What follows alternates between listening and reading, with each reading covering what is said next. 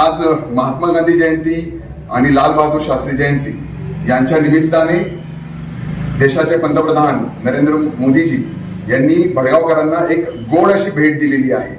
या जयंतीनिमित्त भडगावकरांकरता अमृत 2 योजनेअंतर्गत पाणी पुरवठा योजनेचा शुभारंभ आज नरेंद्र मोदी यांनी ऑनलाईन माध्यमातून केलेला आहे।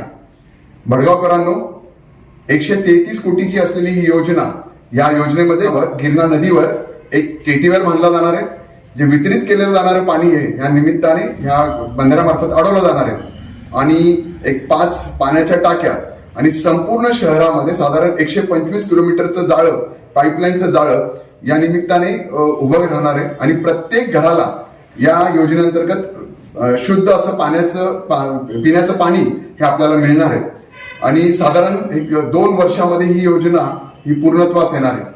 मी संपूर्ण भडगावकरांकडनं नरेंद्र मोदी यांचे खूप सारे आभार मानतो की त्यांनी ही योजना मंजूर केली। या योजनेमध्ये 50% वाटा हा केंद्र सरकारचा, 45% हा वाटा राज्य शासनाचा आणि 5% हा नगरपालिकेचा आहे। तर मी राज्य शासन सुद्धा या निमित्ताने आभार मानतो। आपले मुख्यमंत्री शिंदे साहेब, उपमुख्यमंत्री देवेंद्र फडणवीस साहेब, दुसरे उपमुख्यमंत्री पवार साहेब यांनी या योजनेला सुद्धा मोठा हातभार लावला आणि मंजूर केली।